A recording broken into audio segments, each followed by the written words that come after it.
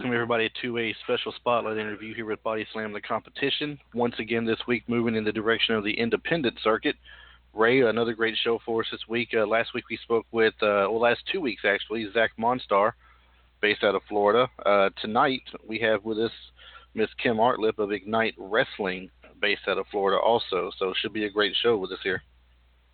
Seems like we have a theme going, especially now that WrestleMania just got done with. Seems like we got a Florida theme going.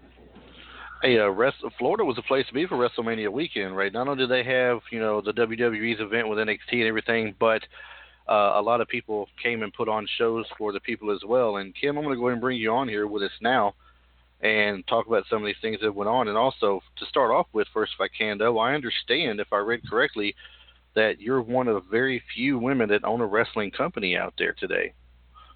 Yeah, there's just a handful of us, and as far as I know, I'm the only active owner-promoter at the current time. Do you find anything, do you ever have any problems? I have heard people say this before in the past, and that might lead to a reason why there's so very few left. I don't know, but do you ever find that you have any problem with any of the guys coming in as far as a level of respect or anything? I had a little bit in the very beginning, but being older than most of the guys, I don't really tolerate a lot of their bullshit, to be honest. It's the best way to look at it. I mean, if you're upfront with people, they're gonna appreciate that, if anything, and they'll go with that. Yeah, I mean, it was actually honestly, it was some of the older guys and some of the guys that probably weren't as professional, but the younger guys, they seem to roll with it because they're used to the Stephanie McMahons and the Dixie Carters of the industry now. But you occasionally get it. I get a lot of it, especially people that aren't familiar with us that come in that are new in the sport, and they'll see my husband and I both in church, and they'll walk straight to my husband. So. Well, tell us about the company Ignite. How'd you get started, and where you're based and things of that nature, so the fans know.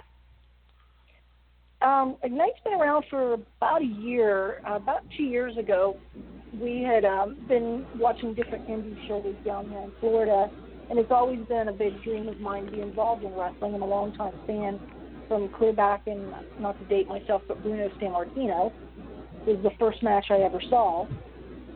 But I'm a huge fan, got to be friends with different people in the industry, and there just seemed to be a need for some sports and some different entertainment other than, baseball down here. So we did our first show a year ago, January, and we just finished our 9th show this weekend. That's great. And then leading up to that show, I had seen the graphic you had up on Facebook for it. It looked very interesting. How did the show go this weekend with the whole thing of WrestleMania being in town and NXT and the whole deal? It was kind of a surreal experience. If you would have told me a year ago, even 6 months ago, that I would be doing a show during WrestleMania week in Orlando, I'd have thought you were insane. But I was told at one point there were 93 different events out of 28 companies. I don't know if those numbers are accurate, but it seems like it. But we had a great time. We ran a smaller venue, Team Vision Dojo. I think we were one of 5 companies that ran there this week. But we had fans that came from Colorado, New Jersey, New York, and California that saw us on the internet, came to see our guys because they recognized a few of the names on our roster.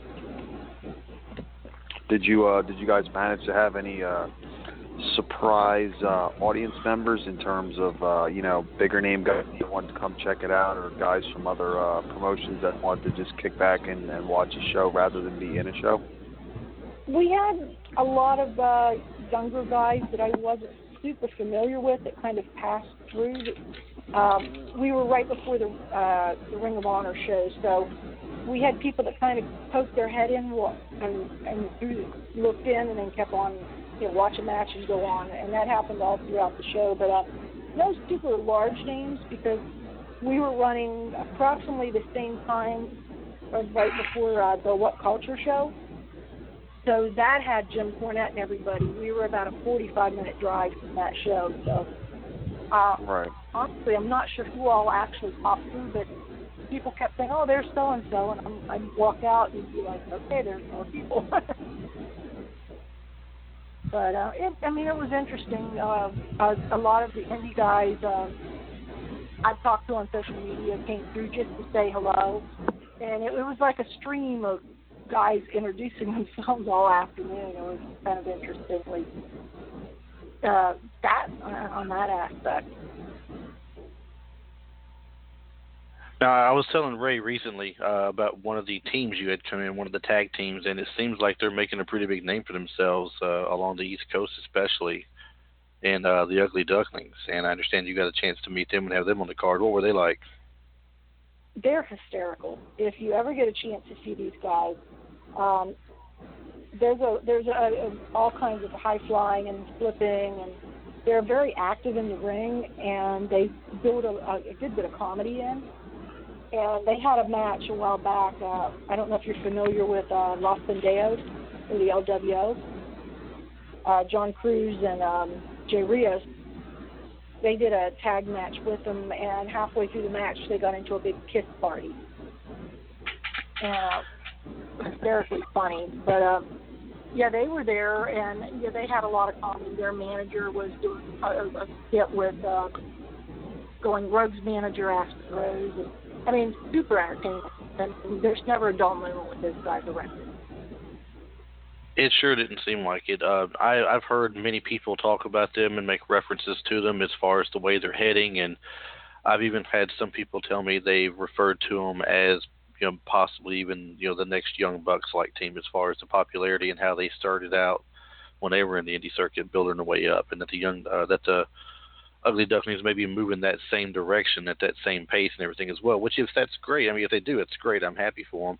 I'd like to get a chance to see them if I can, if they make their way further this way. I'm in Florida myself, but I'm in Panama City, and we don't have as much going on over here as there is in other parts of Florida for the indie wrestling, I'm afraid.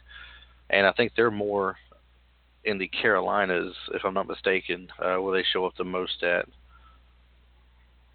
Yeah, they do a lot in the Carolinas. They're starting to branch out more into Florida and Georgia.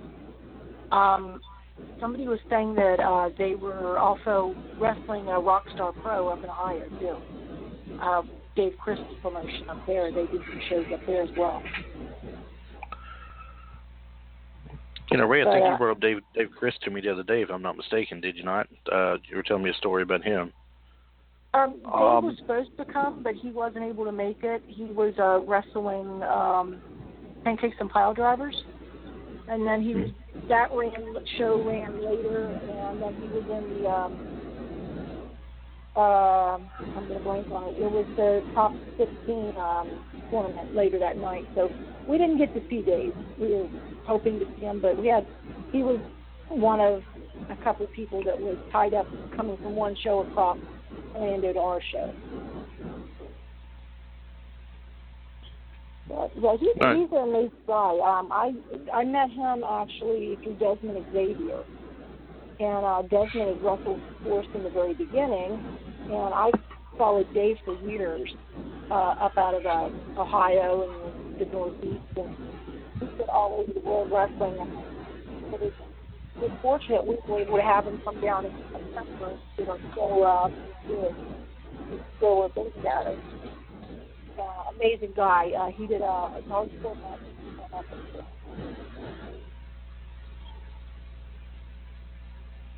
Now, I think I lost the last bit of what you said there, Kim. I think you kind of faded out for a second. What was the last part of that you said again? I'm sorry. I said when he came down in September to Vero Beach, where we're based out of, and did a hardcore match for us with Aaron Epic. Oh, nice. It was a pretty interesting match. They a lot of times when the guys, like you have the Dave Chris and the Aaron Epics and John Cruz, they'll say, well, we're going to come out and fight the ring, but they don't exactly say what they're going to do. They were in the bleachers pile driving people to each other and everything and trash cans. Nothing was safe with those two. involved. I think that much. It's not that of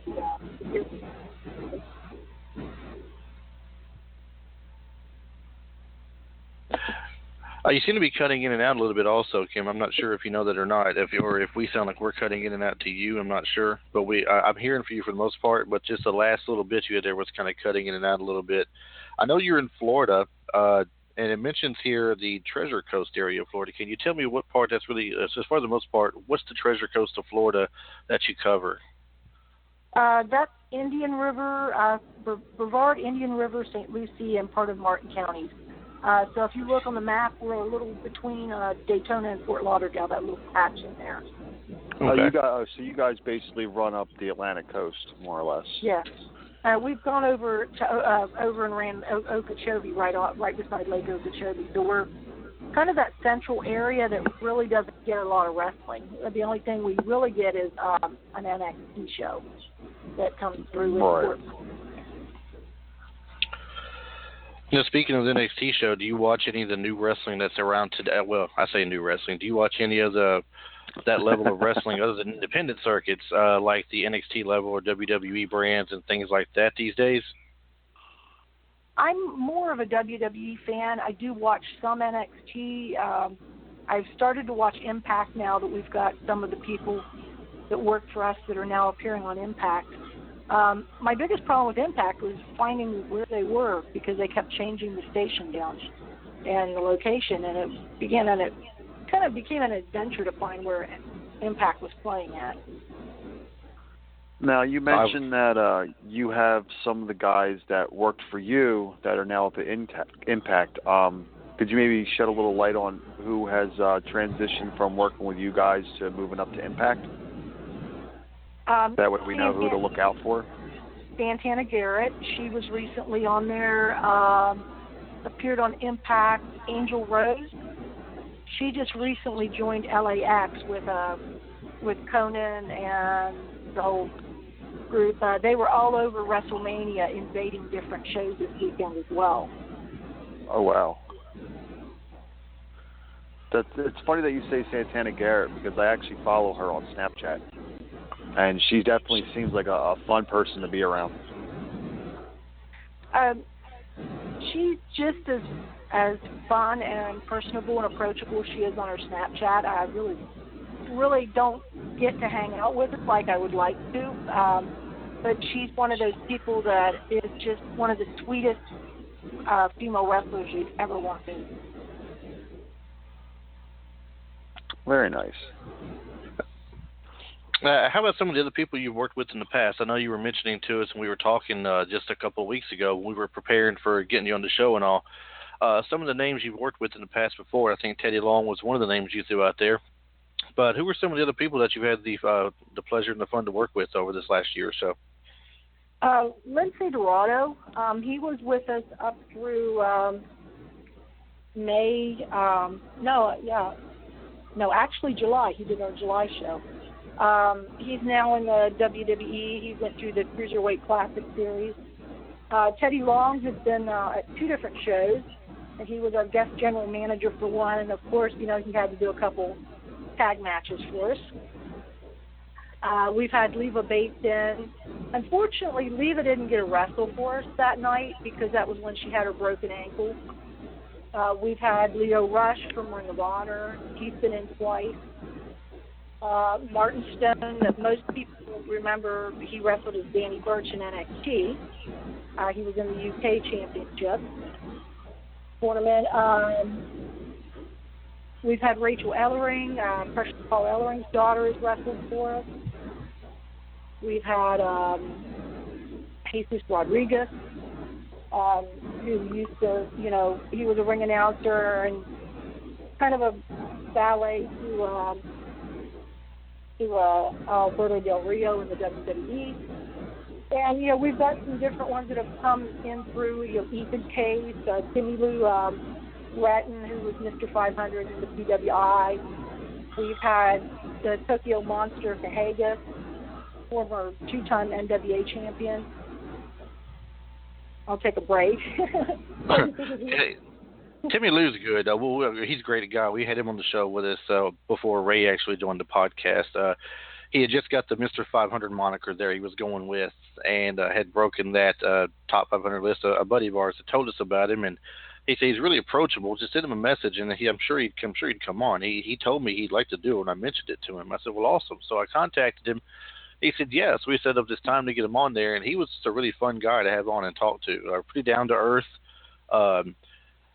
Seemed to have a good mind for the business for what he's doing right now and everything. And he's definitely got goals for sure. I noticed here lately, I don't know if he's abandoned the Mr. 500 moniker for something else like tag teaming, but I've seen he's been tagging with was it White Mike doing the Gymnasty Boys? Yeah, they were actually in the show this weekend as the Gymnasty Boys.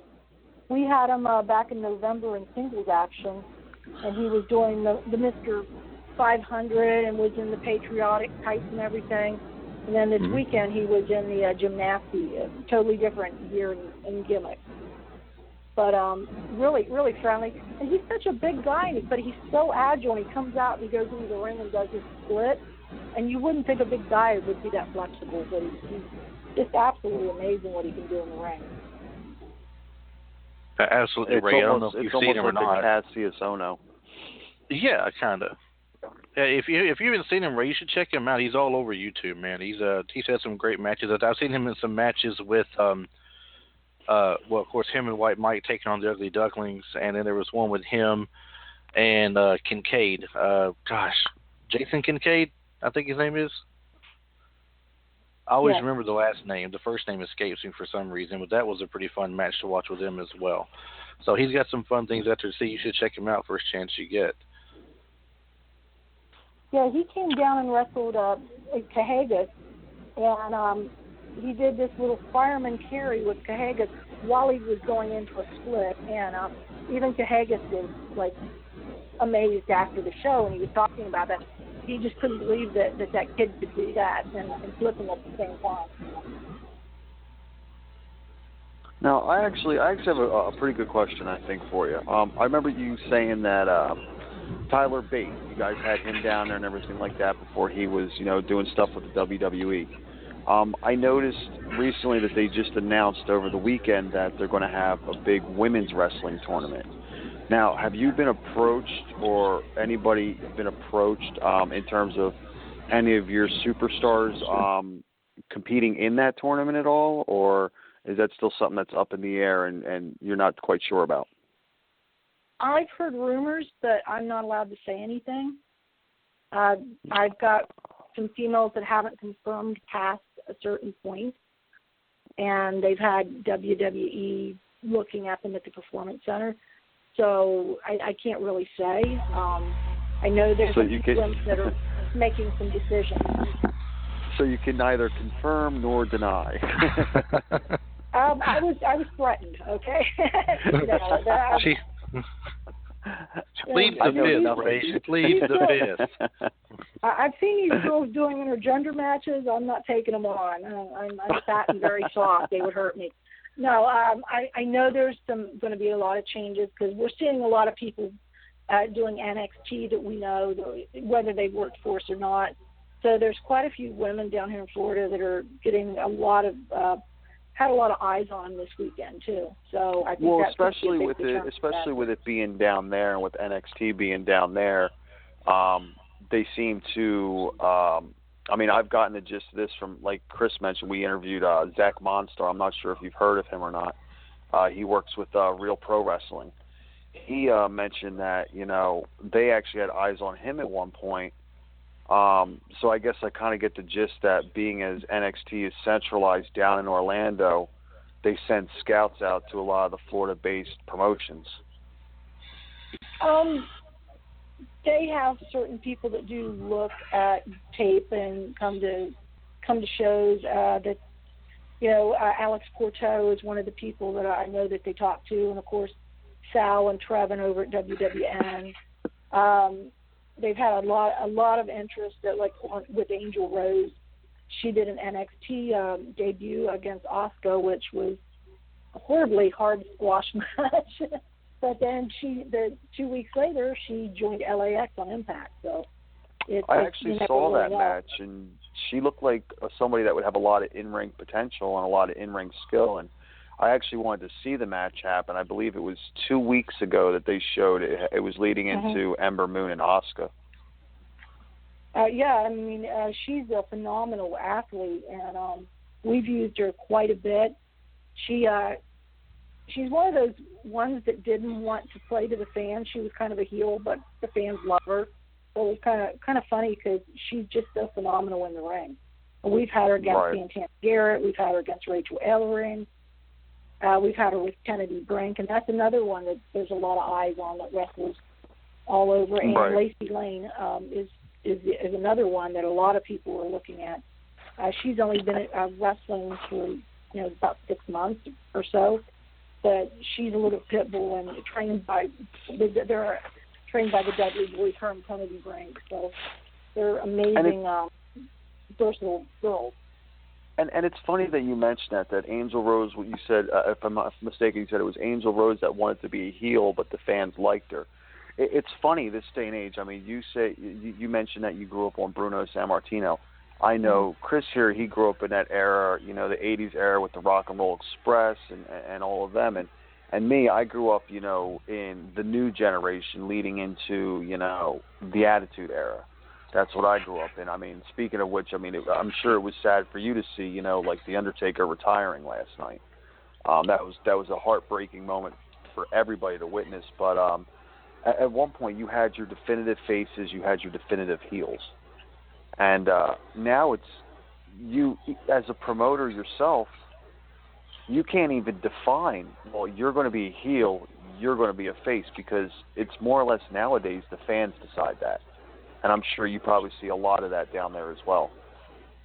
Yeah, we run into it with a couple tag teams. They'll come out and they're real arrogant and everything.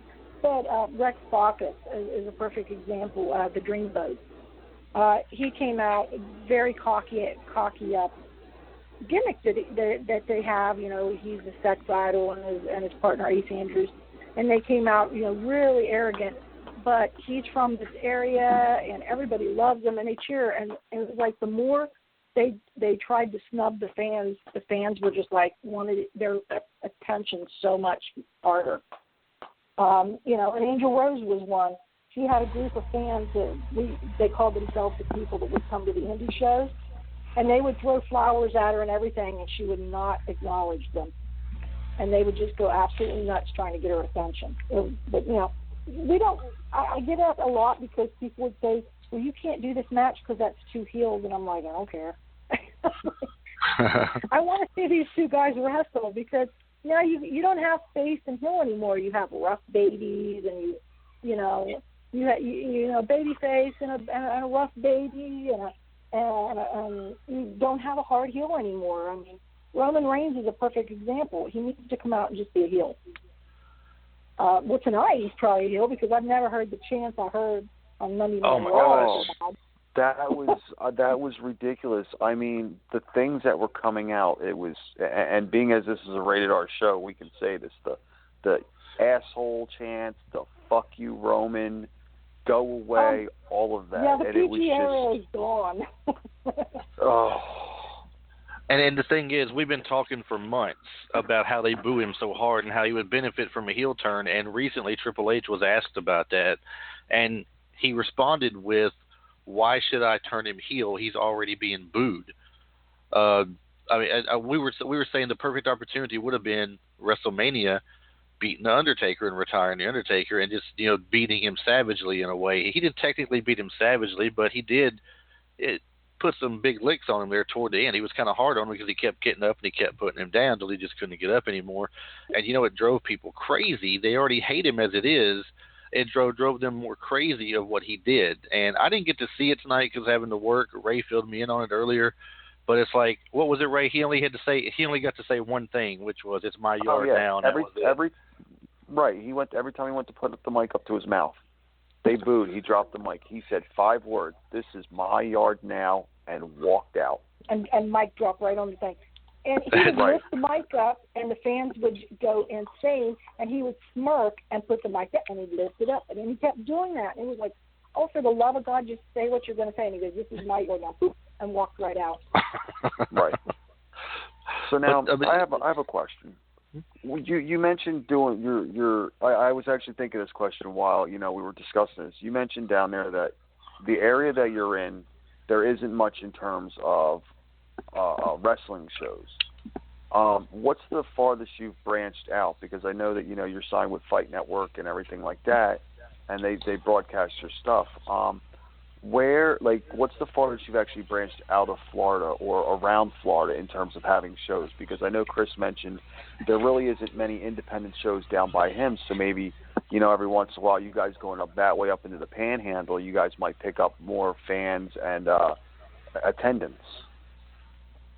We've gone to Okeechobee, which is an hour. We've gone up to Orlando, which is about 90 minutes or so. We're going to run again in Orlando. I keep being asked to go to South Florida, but there's so many amazing promotions down there that draw.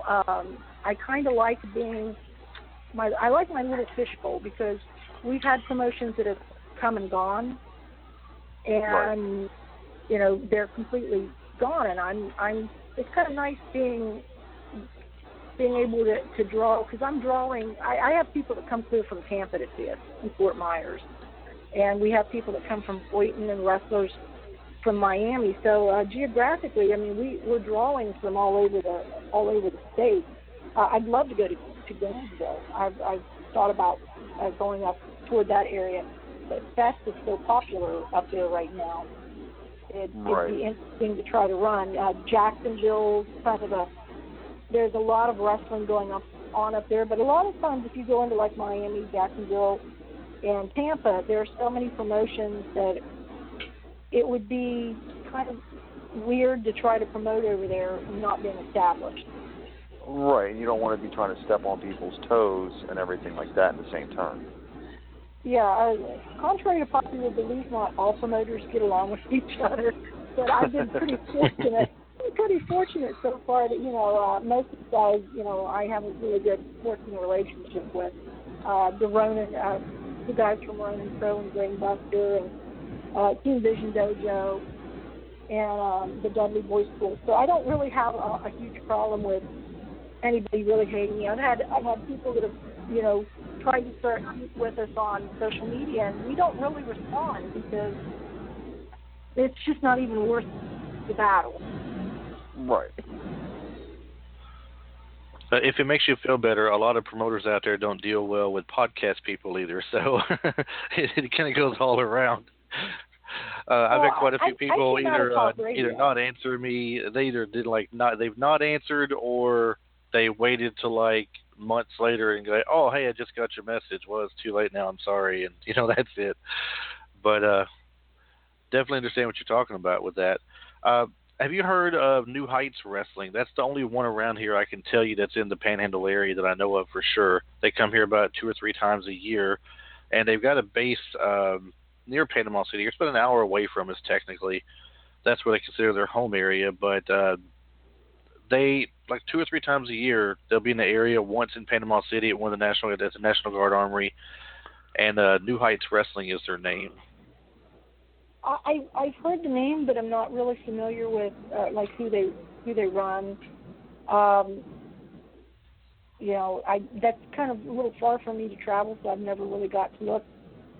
If I don't really follow them on social media, I don't really know a lot about them, and I like to go through and follow podcasts. Like I said, I came out of talk radio, so we had a local community event website is how I got back into wrestling, and was asked to promote their events, and that's how I met Aaron Child, who was doing social media and everything for Championship Wrestling Entertainment, which is now completely gone. And but we transitioned our talk radio show into the Wrestle Talk, so I did wrestling interviews for about 9 months. So it was kind of interesting to get people, and they did it as a call-in. But so we were fortunate enough to get George the Animal Steel on, who lived up in Cocoa Beach. But he's another one. We were talking about technology. If I would have, he could have Skyped in and we could have done video. But yeah, he doesn't do technology at the time. Well, anyway, I tried to get Handsome Jimmy on the video chat, and he said, "Brother, I don't know what no video chat is. I wouldn't know. Hey, I can dial a phone number. Do you got a phone I can call?"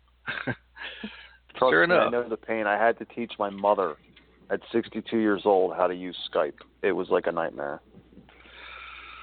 But you know though, I understand some of these guys who the don't. I'm sorry. Go ahead. I was going to say, I understand the technology problem. Most of the guys that come to the shows have smartphones, and then you get that one fan that's like, I don't have a phone like that. Can you take a picture and send it to me? And it's kind of funny because even my mother-in-law doesn't even have a smartphone. And, I was talking about Twitter and Skype, and she looked at me and said, I have no idea what those words mean. The kids today are born with a smartphone in their hand already, I believe, so they got the jump on everybody else. The older guys, that's where I was first directing my show at first when it came out. Myself and our other co-host, Mike Kearns, who doesn't do the during the week shows with me and Ray, he just does the weekend show. But we were talking to wrestling legends, is what we were saying, what we were calling it, and we had Handsome Jimmy Valiant and Bobby Fulton and gosh, I'm gonna draw a blank on these. It's been a while. Yes, thank you. Ricky Morton came on with us. Teddy Long's been on with us. Del Wilkes, David Haskins, or Davey Rich, whatever you want to call him. He went by Davey Rich for the longest time with Johnny Rich.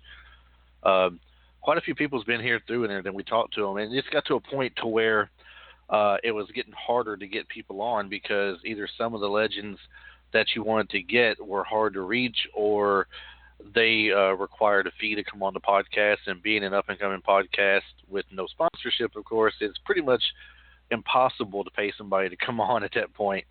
And right, and or it's scheduling issues, which is what we're running into with. I'm not sure if you've heard of Shane Taylor from Ring of Honor, or Yes. obviously, I'm sure you've heard of Headbanger Thrasher.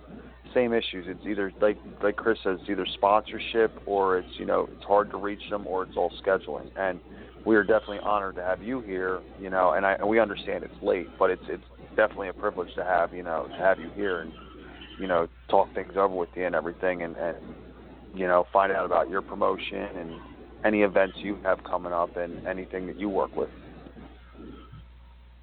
Yeah, Thrasher is hard to read. I know him and his shoot job during the day and everything.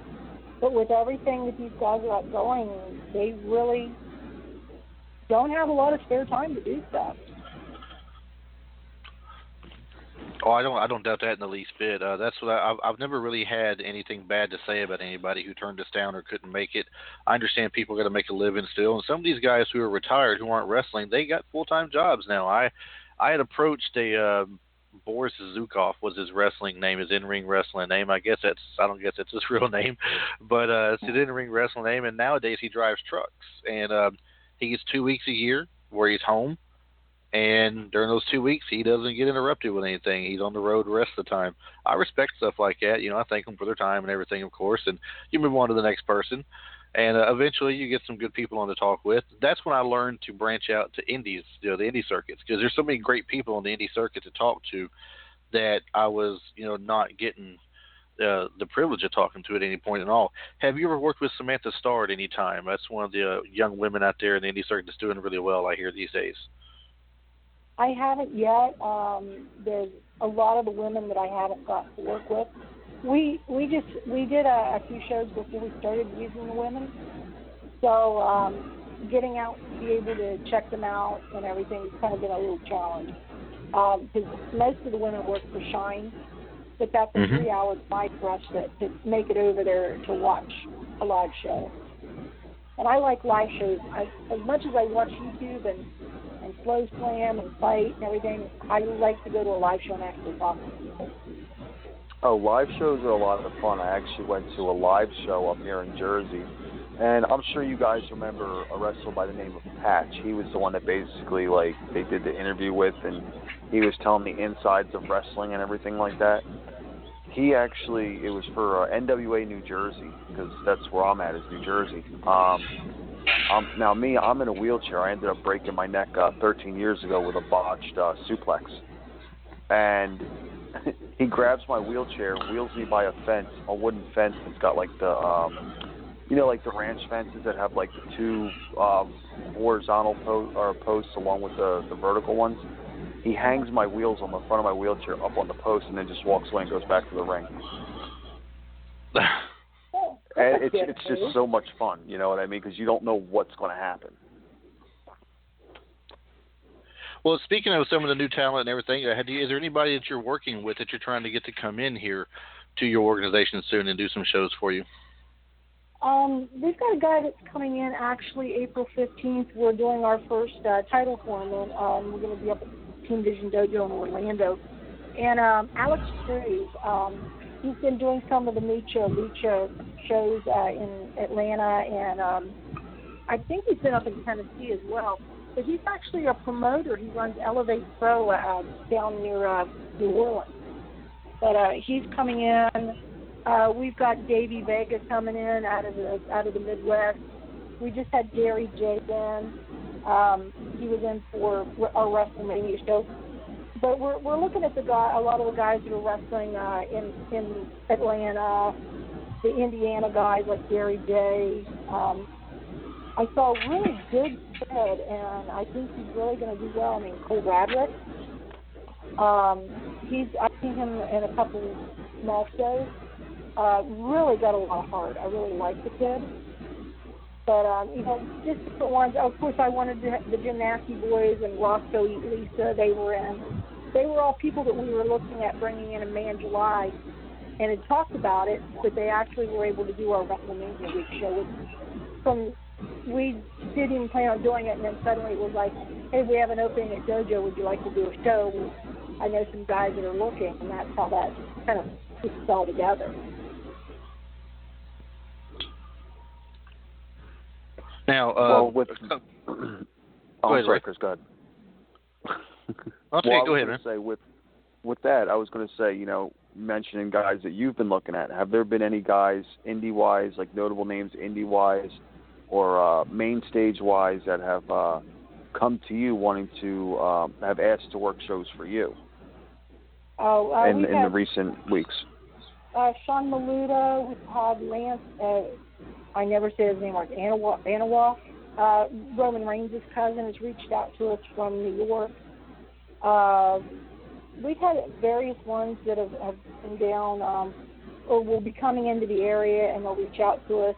Robbie E. wrestles for Impact. Robbie Strauss and a whole bunch of different guys have reached out to us. But a lot of times it's, I hate to say, sometimes it's budget, but a lot of times it's scheduling. Because we're already booked and I've already allocated the budget. Sami Callihan, I'd love to have Sami Callihan. And we actually had him booked last year, but the venue needed us to change our date, and he was leaving the next day to go to the UK for 3 weeks. So that kind of fell through with Sami. But I'm pretty sure some people will have Sami on. I can give you a little inside info. Sami Callihan will be over in Fort Myers April 4th. Tomorrow night, actually. I ran into Sami this weekend, so I did get a talk to Sami, and it was funny because randomly, because he's friends with Desmond Xavier and Dave Brooks, I'll get this random text because we had done merchandise at one point, and it was like, hey, can you get me shirts by Friday? And I'm looking at this and I'm like, oh man, that's Sami Callihan texting me. Well, Sean Maluda, I've seen some of Sean Maluda's stuff. He would definitely be a guy you should bring in. He's phenomenal in the ring. He definitely goes balls to the wall, so to speak. And I definitely think he would work well. Your guys will work well with him. Well, he was in the cruiserweight, involved in the cruiserweight series. And, I mean, he's just such a versatile guy. And, and I get a lot of them that'll be like, hey, I have this friend that's going to be in Florida.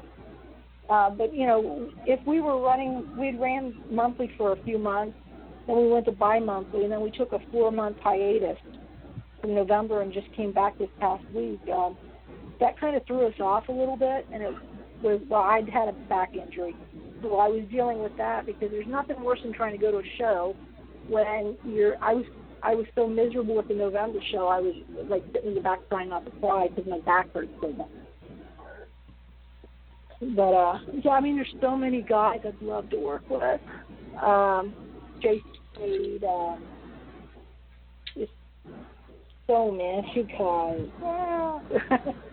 I don't know how often Chase Owens makes rounds anymore, but I always heard Chase Owens was a good guy to have in to come into shows. He wrestled in the Tennessee area a lot. I think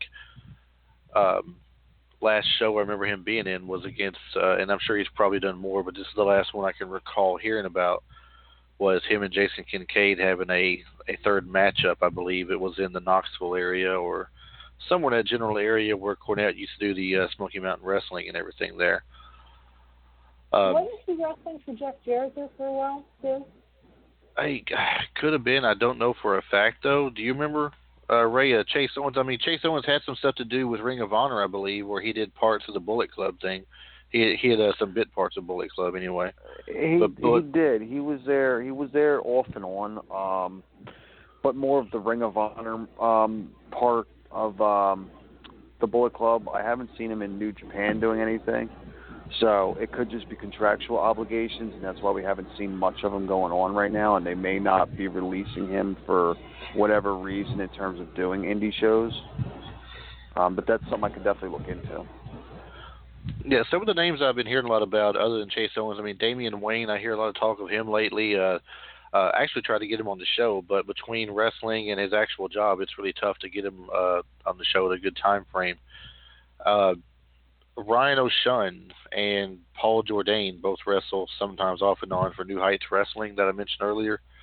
They're a couple of good guys. I think Jourdain might be in a tag team right now. He was the champion for New Heights Wrestling for a little bit. And he was, I believe, if I'm not mistaken, Jourdain was on NXT for a minute as well, too. For some reason, I think Alex Cruz may have wrestled up in around Panama City. They call him the Aztec Warrior. I think he may have done a show up there. I mean, there's guys. I'd love to get, Johnny Vandal. Well, Johnny Vandal, Vandal Ortegon. But between him running Brainbuster Pro and NXT and everything else that he's doing, we kind of try not to run on the same dates. But he's super busy. Jody Christopherson, the War Pig, I'd love to bring him in. He's so nice. We had the chance to get Adam Rose in, but that was kind of a schedule conflict as well. Yeah, I understand. He's, from what I've seen on his Twitter, it's a matter of, I think he's calling it quits by the end of the year. He's retiring. Yeah, because he's friends with Damos that wrestles all over, and I think they were actually sharing a house at one point. And, it's one of those guys where you'd like to get, and it's like, well, I'm only available this date, that date. Well, no, I can't really change the show date already. Right. David Starr, Alex Chamberlain, or some other people that we've been looking at that we'd love to get in. But, David Starr, when I approached him, he was going, out of the country, and some of them were going to Japan, some were going to Germany to wrestle, they were going to Japan to wrestle. So a lot of it was just trying to get work out a time when we're running that they would be available. With these guys, I know guys that are already booked all the way into November already. Oh, a lot of the popular ones are booked way ahead. I found that out the hard way. I tried to get ring announcer Gary Capetta to come on to talk that aspect of wrestling and get some stories from him from backstage and things that he had witnessed and such. And he said, do me a favor and check my calendar. I don't know all the open dates, but just check and see what it's got on there. And I went and looked, and for 5 months straight, he was booked. And I was like, wow, I've never even tried to schedule 5 months ahead of time for anybody ever before. I don't know. Maybe I should wait and try back again later or something. But that was the man stays busy between wrestling events, appearances. He also does motivational speaking, I believe, too. So he's all booked up with different kinds of things. One person I thought might be great to have on the show here, and you might like to have him as part of one of your shows, is I want to say he goes by the name of Big Sean Studd, just like his father did, Big John Studd. But Sean Minton seems to be a pretty good guy. He's making his rounds on the indie circuit in different places. I love Big John Studd back in the day. Yeah, he looks just like him, too. If you haven't seen him, the kid looks just like him. like Rick Rude's kid looks like. I'm surprised he's not in wrestling yet. Yeah, I mean it's legitimately his son, but for sure his son. But he's a spitting image of his father, and he's big, he's tall, hence Big Sean Stud, and from what I understand, he's made a good impression on places he's been to so far. He sounds like a great guy to get on the show. Yeah, I haven't really seen his work yet. It's interesting now, how many second and third generation workers we're starting to see now, and it's just it's very cool. And we had Rachel Ellering in, and she was talking about her dad, and I had seen her dad, way back in the day, and she was just like, it was funny because she was like, "How old are you?" And I've seen Rachel Ellering, and she's phenomenal in the ring too, absolutely phenomenal. And she's so amazing. She doesn't look as strong as I thought she really is, because I knew she had been done powerlifting and different things. And you look at her and you think, oh, she's like kicking up people like nothing. And I'm like, holy crap. And I grew up in Tennessee myself, so I saw a lot of Paul Ellering growing up, whether he was wrestling in Memphis or whether he was managing the Road Warriors, either one. So I saw him both wrestle and manage. And when I heard his daughter was coming out to wrestle, I thought, well, there's just one more second generation out there doing the job and everything. And I was just wondering your opinion here. We talked about this a while back. I brought it up on one of the previous podcasts where we were just doing like a weekly review or something on what was going on. And the women's division got brought up for WWE, whether, which was better, Raw or SmackDown. I forget the argument. We're always arguing over something, But I brought up, do you think it'd be possible that the WWE would put together a women's show like they do 205 Live and NXT, just an hour-long show each week on there? They can still show them on the regular shows, SmackDown and Raw, if they wanted to, I guess. But, the guys at the time that were on the show were like, well, I don't know if that would really work. But seeing how they just had the Cruiserweight Classic lead up to 205 Live, and now they're talking about an all-women's tournament coming up, I can't help but think that maybe they're kind of working their way towards something like that. Do you think that would work out well for fans to watch on a weekly basis, and would it succeed? I don't know why they haven't done it yet. There are so many phenomenal women. And the fact that we're past the lingerie model era of wrestlers and we actually have athletes, I think that we're going to see it.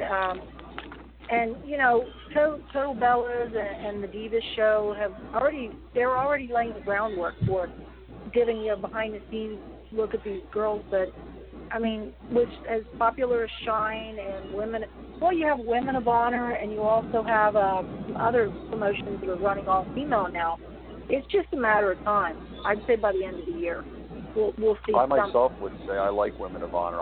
If I catch it, because Ring of Honor, it's hard to syndicate it right now, and I catch it on a channel up here called Comet, and it's usually on a Friday or a Saturday, and it's like once every couple months they'll broadcast Women of Honor, and like you said, they've moved past the lingerie models and more or less moved past the eye candy and moved more towards the athleticism. It's become a better product all around, and there's a lot of women, and now it's given these women, whether it's independent or mainstage, a chance to shine. It's causing more of the younger generations, like for example, like Bayley and Sasha, who grew up watching it and wanted to do this. It's given them more of the will and the drive to do it, because now they're seeing, well, I can do this and not just be there because of this reason. I can be there to do it for that reason. You know what I mean? I honestly think 10 years ago Bayley wouldn't be in the WWE because she doesn't have the rampant sex appeal they were running 10 years ago or 15. Right. They were looking more for a specific body type. You have these girls that are more lucha style, like Sexy Star and from Lucha Underground. They're doing moves that you could have back when the women first started coming out of the Fabulous Moolah era. So you went from Fabulous Moolah to Wendy Richter, and then they were doing pudding matches. So it was a really weird transition. Well, Chris mentioned, second generation women. There's another one. I actually spoke with her father less than a month ago. Is Tessa Blanchard, Tully Blanchard's daughter. She's another one, and I think she would be great if you could pick her up for some shows down there as well. Phenomenal in-ring abilities. We've talked to her. It was a schedule because her schedule was so busy. She just finished filming for the new Page movie that The Rock is doing. So right. She was all over, filming for that. And, I had the opportunity to actually meet Paige's daughter, or Paige's mom, when she was down here at Team Vision Dojo and was doing some Orlando dates. Fascinating family. I'm telling you what, that's going to be an interesting movie for them. And I've noticed they're a very strong family. Like and despite everything that's going on right now, I feel extremely, I feel bad about everything that's circulating. You know what I mean? But that family, they've got, everybody talks about the Harts. Everybody talks about, the Ortons and all these other, the Rhodes family and even now the Flairs, But a lot of people seem to overlook Paige's family because it's, it's all American based here, and we never really got the outside view television wise. And now with the internet and everything like that, we get the views and we get to see more of, other wrestling dynasties, so to speak.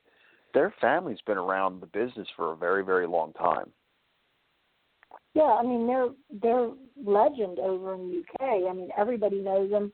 Her mom was a promoter over there. But, until Paige got into the WWE, people really didn't have the recognition of that whole promotion and everything over there. And like you said, with everything that's going on with her, she's definitely a stronger person, and I wish people would leave her alone because, she was young and did whatever she was, and it was a mistake. And, right. But the way people have reacted to her and not toward the guys is so sexist. Because there were 3 of them there. Unfortunately, right. I just sent a lot of screenshots. But, and finally I had to put it on social media, quit sending me screenshots, I'm not interested. Why random fans were like, did you see this? Yeah, I saw things I didn't want to see. Right. And it's funny because and it's funny because guys like Psycho Sid, and I think he said it best, and I really don't want to stay on this subject any longer because, we want to continue with you, but Psycho Sid said it best. They were doing this shit in the 80s. They were doing this shit in the 90s, and nobody gave a damn. And now all of a sudden, you got your smartphones and this and that, and now it's a big, giant uproar. It happens everywhere, you know what I mean? And they're basically using her as a martyr. They're using her as an example and as a scapegoat. Many, many years ago, I worked security at a civic center where there was wrestling. And there was things that I saw that if there was smartphones back in the day with some of the Attitude Era guys, you wouldn't believe the stuff that went on. But you don't hear about that now, so. Right. But, well, we don't. I've noticed. Oh, I'm sorry. Go ahead. I was going to say, fortunately, we don't have any of that going on in the Ignite locker room. Well, I noticed that we only have, a few minutes left, and I know that you work with, you have a program called the Advocacy Program. Ignite Advocacy. Yes, Ignite Advocacy Program. Did you want to talk about that and let us know about that as well? And you can plug it and let us know where we can help in any way with that. How that started was I have a son who's in his 30s now that had learning disabilities and ADHD. So I actually had to advocate for him very strongly in the school system because back in the 80s and 90s, they just wanted to hold kids back, and they didn't recognize certain disabilities. So, I spent many years doing that. So when I came down here, we talked about doing wrestling. The reason I didn't originally do it down here was to transition to the nonprofits down here. You had to be bilingual. I'm from West Virginia. I mean, I'm lucky I speak English at times, especially when I'm tired and my accent comes out. But we wanted to work with families with special needs children. So when we had the opportunity, we established Ignite. We wanted to use Ignite Wrestling as an avenue to raise funds for the nonprofit. So what we do, if you go to Ignite advocacy.org, and you can see that we teach parents how to write letters, how to be an effective advocate. We do webinars, we do trainings. People can call us and we can walk them through the process, of how to work with the school and everything. But it's a lot about empowering parents to be better spokespersons for their children. That's a pretty cool thing to have right there. And Kim, like you said, we're kind of running low on time. We're about at the 3-minute mark. I was wondering, do you have any upcoming shows you want to put out there for anybody that might be listening or in the area that they might want to check out, or when your next big show coming up is? Our next big show is April 15th, T-Vision Dojo. That's in Orlando, Florida. And we're going to feature an 8-man elimination tournament for our first ever undisputed champion. And I'm really excited because the belt is actually arriving Thursday. So I'm like a kid at Christmas time waiting for a present. And, it's going to be interesting. Well, I'm glad you finally found the design that you're happy with. Well, everybody hated me because I couldn't decide. I knew what I wanted, but I couldn't communicate it. So finally, I drew it out on a piece of paper and sent it to Brigade Belt. And they're like, oh, okay, we can do that. Well, what we'll do is I will try my best to come there and call out the winner of the tournament and challenge them to a special challenge match where both their arms and legs are tied behind their back, but then take me on for the title. And maybe I'll stand a chance. Maybe I'll stand a chance then. I'm not sure. Well, the one joke we had was somebody said, well, who's going to be your champion? And I was like, oh, I'm going to be like every other promoter. I'm going to put the belt on myself. And they're like, seriously? Oh, no, I'm not taking a bump. You're going to do the Jeff Jarrett. You're going to do the Jeff Jarrett promotion style, I see. Okay. We're going with early TNA days. I just put the belt on me and be done with it. Well, we are down to like a minute 30, Kim. I wanted to just thank you for coming on with us tonight. I know it's been a late night, like Ray mentioned earlier, and I appreciate you taking the time and coming on with us late and all, and just telling us about Ignite Wrestling and all the things you've been involved with and what it's like with the business and everything. I've been finding independent wrestling more and more interesting as it goes, it seems, over this past year. The more I talk with people about it, and I wish I had more access to it. But in the meantime, I'll have to settle just for talking with great people like you. We'll definitely love to have you on again one day if you're up to it, and down the road, and get an update on Ignite Wrestling and how things are going too as well, if it's okay with you. Yeah, I'd love to do that. That'd be fun.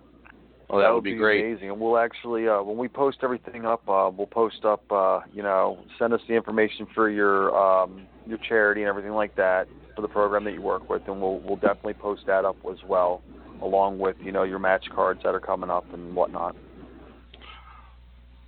Oh, absolutely.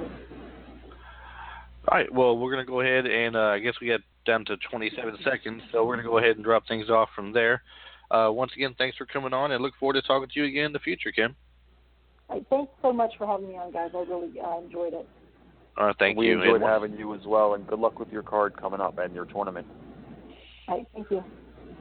All right, thanks.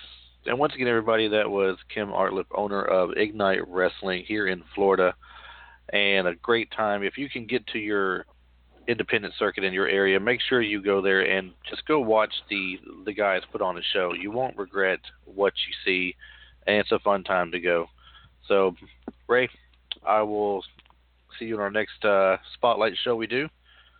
Yes, sir. If it comes before Sunday. If not, I will see you Sunday. Everybody who is listening, thank you for joining us tonight, and we will see you next time. Have a great night.